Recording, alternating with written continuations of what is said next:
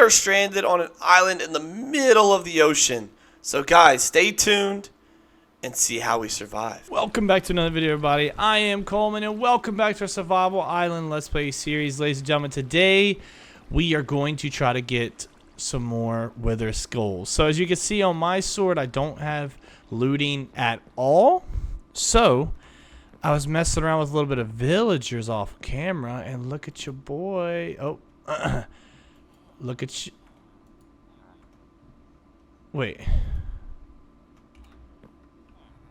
hang on. Hang on. Is it one of these guys?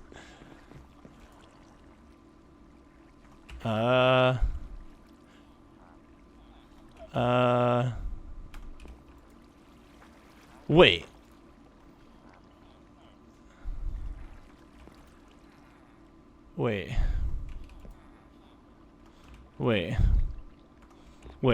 Well, I just should apply to you guys. We don't have a looting 3 villagers, so let's start with mending. And so we need 32 emeralds, 1 book for mending, and then we can get our sword. I think our sword is the only thing besides our axe without mending. So let's go ahead and collect some resources, and then let's get a mending book. Just finishing up here. Let's do this. Let's get 2 books. Let's go, baby. Huge. We're going to go put this on. And I think the strategy what we're going to do is just try to... See, we have a looting 2 sword. Let's just try to keep enchanting swords after swords after swords until we get a looting sword. How about that? How about we go for that instead of... Oh, what do we need out of here? That's fine. We'll carry the other one with us. But I think that's what we're going to do. Instead of trying to go for the whole book enchant, we're just going to go for the sword enchant. Let's just pray. One of these days, I'm going to put, you know, some handrails on this thing. Because it's weird. Every time I cross this bridge, I just feel like I need to itch my nose, you know. But if I pick my hand up like that, I get so scared so fast. Because, like, one fall, and it's game over. That's it. One tiddly widdly fall, and we're gone. But yeah, I just want to sit here and talk to you guys while we do some enchanting. A little bit of enchanting is what I want to do. So here's what we're gonna do. We're just gonna keep enchanting. When I say 1, unless we get like a crazy sword. Oh. Well, we're done. We're done with our... Okay. Too expensive. Okay, well, we're done with our enchanting session. Let's go, baby. Okay, that was the quickest enchanting session we were ever going to do. Oh my god, this feels so good. This feels so good. Oh, wow. Okay, hey, you're my good luck charm, I tell you what. You are my good luck charm. All right, let's do this. The question is, we could do this. Can I put mending on it, though? Okay, 33 for mending. Okay, this is crazy, but check that sword out when it's done. Dear Lord. I think the only thing we're missing is sharpness 5, and maybe we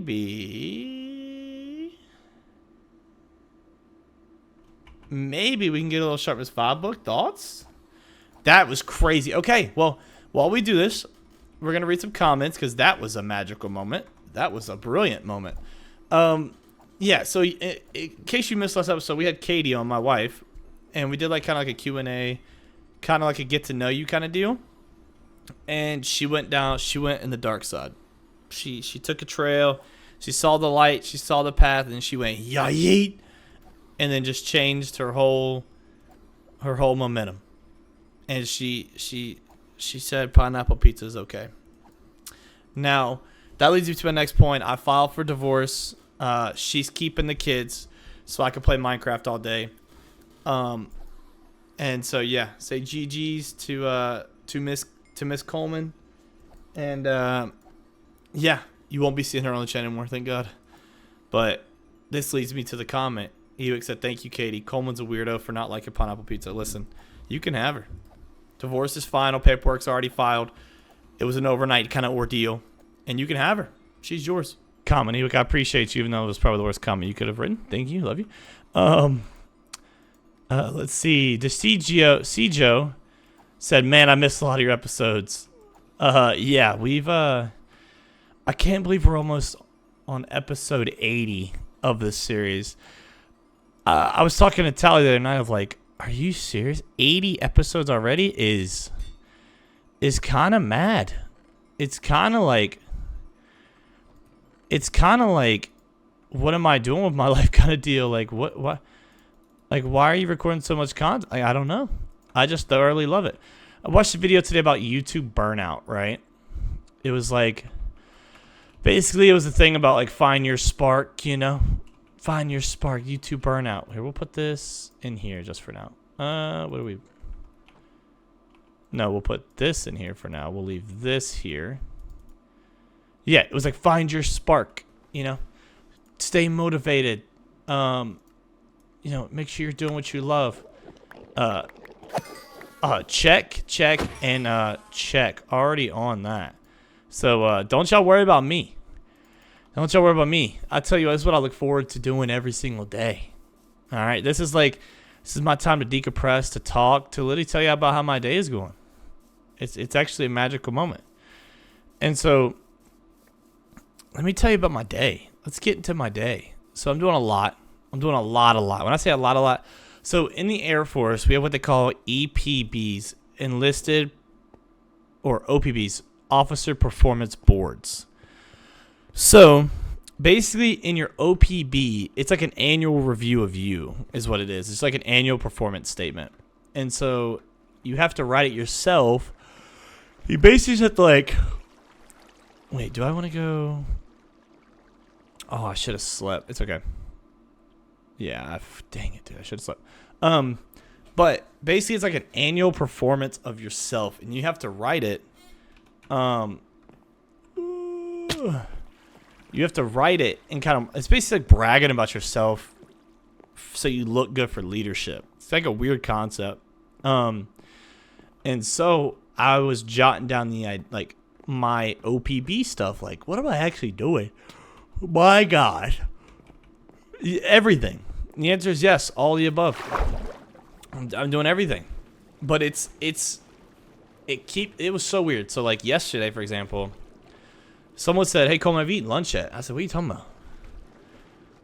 They're like, dude, it's 1 p.m. I went, it's the 1? And I said, I looked at my watch. It was 1 p.m. I was so busy doing, I was actually having fun. Like when I'm busy, when I'm doing projects, I have fun. I'm having a good time. So I was just sitting there. I was like, oh, wow, I should go eat. Went and ate and then back to the grind. I get off at 4:30. So your boy was done at 4:30. You know? It was the quickest day of my life. And it's because I'm staying busy.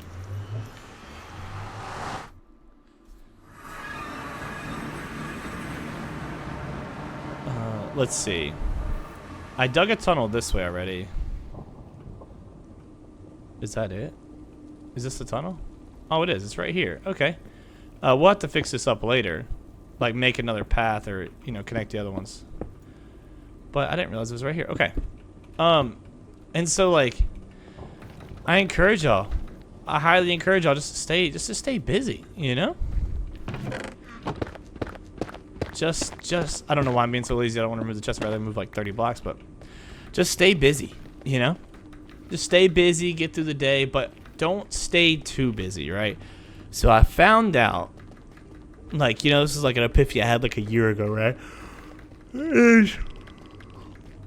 When you're too busy, you forget to live in the moment. You forget to enjoy yourself. You forget to actually do and enjoy the moments with your friends and family, right? So it was like I was in a robot. Before I became an officer, I was grinding, right? I was doing my bachelor's degree, doing volunteer stuff. Like this is like, you know, leading everything. And what I realized is like, I didn't have any time to actually think, you know? I didn't sit back. Ooh, first one, let's go. Oh, what's up, Big Poppy? Watch, now that I get the looting 3 sword, it's not gonna work. Watch. Nope, it did not.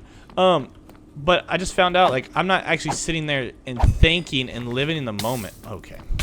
All right, big guy. So I would just get home, you know, hang out with the kids for like 3 hours. Yeah. I need these actually. Thank you. I would sit, you know, hang out with the kids for like 3-4 hours, go to grind YouTube, do schoolwork, and then just, you know, rinse, repeat, rinse, repeat, rinse, repeat. And I never had any time to actually sit there and like think about, wow, I'm actually so lucky to have like a happy, healthy family that loves me and like stuff like that. So it's like, what I encourage y'all to do, I know your goals are large. I know. Oh my Lord, you scared me. Your goals are going to be large.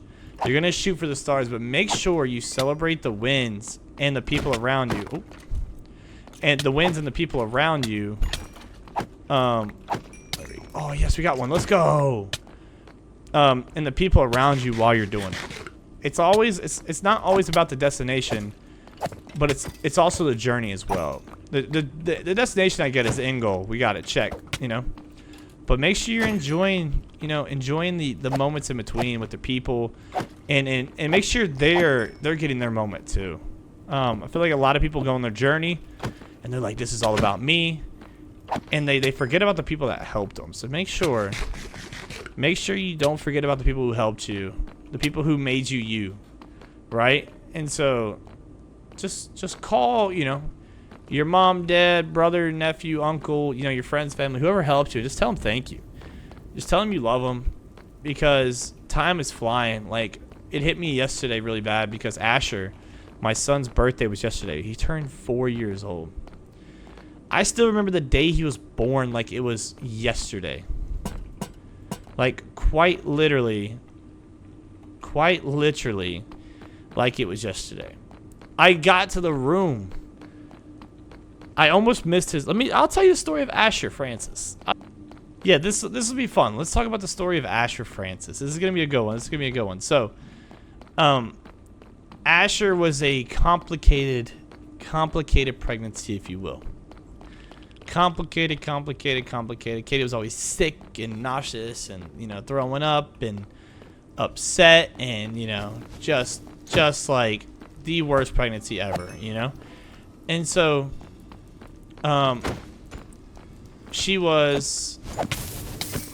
Asher was, so Katie was feeling really bad, you know, and so we went to the doctor. She was having like cramps and stuff in her stomach, so we went to the doctor. And hello. And so we went to the doctor, and they sat her there. No, I wasn't there. Yeah, I wasn't there. So, I was at work, and so she was like, when I say she was in and out of the hospital, it was in and out of the hospital. And it sounds kind of bad to say, but it was kind of like she was in and out of the hospital so much with like cramps and pain that it was kind of like the Boy Who Cried Wolf. It sounds really bad, but you'll see what I mean in a second.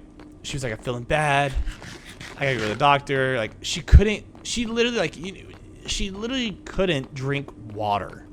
Her body, so when you're pregnant, your body just rejects certain stuff, right? So some people's is like, you know, they reject milk or they reject tomatoes. Her body was rejecting water. How does that even make sense? You need that to survive. But she couldn't drink any water. So she would dehydrate. And then when you're pregnant, you dehydrate, you cramp, you know, it's just no bueno, right? So it got to the point where she was in the doctor. Like, when I say every week, it was every week. And it's supposed to be 40 weeks, right? And so every week she's in the doctor. Every single week in the doctor. And then so she would go, I'm at work, she would drop Remy off, go, I'm at work. I'm like, okay, cool. She would go, I'm at work, cool. Go, I'm at work, cool. And then one day, she texted me and said, the baby's coming. I'm at work. Keep in mind, an hour away. Hospital's an hour away, by the way. It's a distance. And so, an hour away. And she said, they're emergency removing Asher. And I'm like, wait, what? What are you talking about? Usually, usually childbirth takes a minute. It takes a hot minute, you know? And they're like, they're doing an emergency C-section. They're taking him right now. And I'm like, hold up, I'm an hour away. You can't hold him in, like a dumb male, Man, I'll be honest with you, when your wife's pregnant, you just become a potato. You're useless, You're just a dumb sack of potatoes is what you are. It's just how it happens. It's how life happens. I love you, but, at that point, you're just dumb, and you just got to accept it. You're like, all right, fine. I'm assuming the role. And so I was like, you can't just hold him in. She's like, what are you talking about? Hold him in. They're taking him. So what was happening was his heart rate. You could put a baby monitor up to a baby's stomach, and oh, hello. And it tells you, their heart rate, if she's contracting, stuff like that. Well, Asher's heart rate. There we go. Asher's heart rate kept dipping. It would be like 150, 150, 150, 70. 150, 150, 150, 70. And so that's bad. That means something's wrong, right? So they're like, we have to take the baby now, or something's going to happen to him. We're taking him. So I'm at work. I got Remy. And so she tells me they're taking him now. And I'm calling her, like, what are you talking about? She's like, they are emergency C-sectioning right now. Right now. I was like, oh, crap. All right, boss, got to go. I drive an hour, going about 85, possibly 90 to 100. But the speed limit, I drove the speed limit. All right, how about that? I drove the speed limit like a responsible adult. And I'm blitzing. I don't know where she's at. I don't even know what this means, Like, where do you do C-sections at? Where do you do this? Is it a normal L&D or is it surgery? Like, where do you... And so I'm sprinting to the hospital with Remy. Keep in mind, Remy's only... How old is Remy? 1? Oh, what's up, dude? Oh, nice. Good help. Remy's only 1 at this point. Wow, that's kind of crazy to think about. And so I sprint there, get there, almost get there. And then they're like, she's in that surgery room right there. And so it's probably like 20 feet away from me. And as soon as I get there, the door opens. A nurse goes into the room. I'm outside the room. And I hear my man, Asher Francis, cry. And so, in case you don't know anything about childbirth, that's what you want to hear. Your baby comes out crying, that means your baby's healthy. Your baby's doing good. Crying equals good in this situation. Never really in the other one, but this one it does. And so, in my brain, I'm like, oh God, something's happening. What's happening? And then I hear that cry. Holding Remy in my arms, sigh of relief. Just like when I say just made it time, just stepped to the room. Nurse opens the door. You hear the wail of the baby. You're like, oh my God, we made it. He was born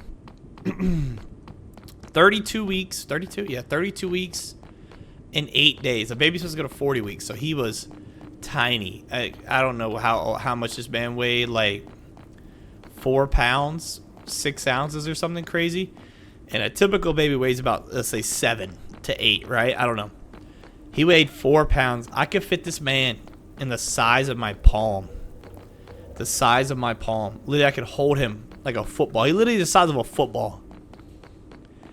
And so they get him out. He's a preemie, a pre-baby, preemie. And so they have to take him to the NICU. The neonatal ICU, so an ICU, an intensive care unit for babies. And so I'm like, wait, I don't get to see my son? Like, what are you talking about? And they're like, yeah, just wait. We'll get him all hooked up to the oxygen and stuff like that, and then we'll make it happen. And so they hooked him up, they did all this thing, and they were like, hey, I can hold your baby for you.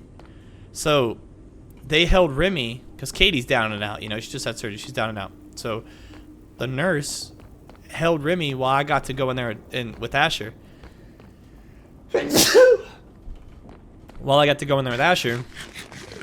And the dude was tiny.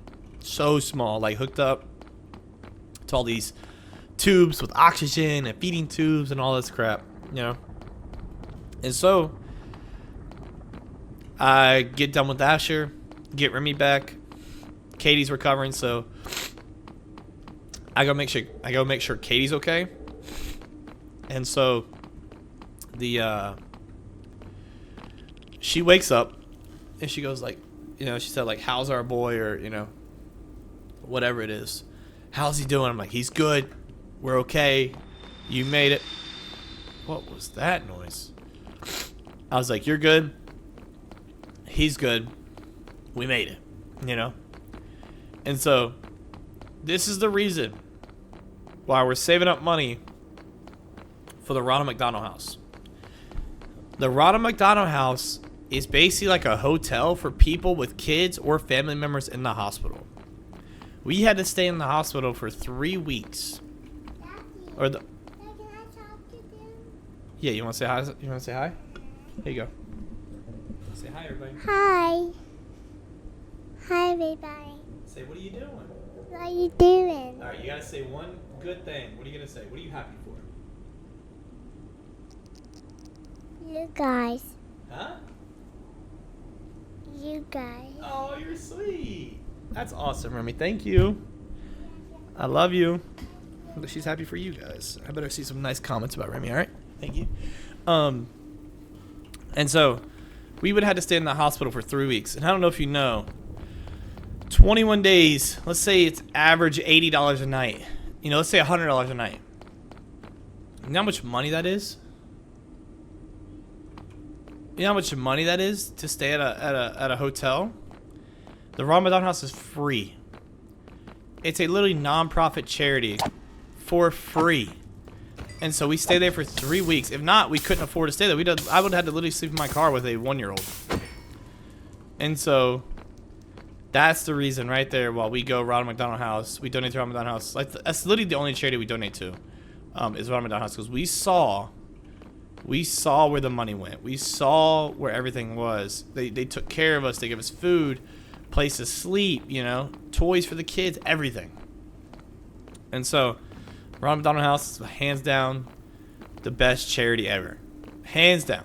Hands down, don't care what you say, best charity ever. So,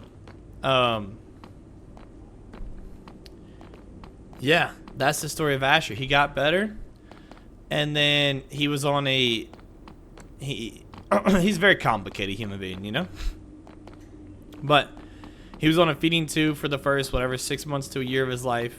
You basically fed him to his stomach, his little belly button. But after that, he's off the feeding tube. He's happy, healthy. He's living the dream. He's playing with his, brother, sister, 2 sisters. He's not fortunate with another brother. Godspeed. But yeah, he gets to play with his sisters and everything. So that's the story of Mr. Asher Francis. Asher Francis Coleman. And yes, that's why we do what we do. To raise money for charity, to build up the stockpile, and to give back to the next generation of people that may have a preemie baby, a baby that's born early. Oh my God, I didn't even see that guy. I was zoned out. Yeah, so that's why we do what we do. We got to give back to the next people who may be in the same situation I am, not be able to afford a hotel. And that's the reason we do what we do. But ladies and gentlemen, I hope you enjoyed today's video. I hope you got a little something out of today's video. Today was a really personal video, so I'm glad I let y'all into my life. I appreciate y'all. Spread the positivity, stay beautiful, stay smiling. Peace.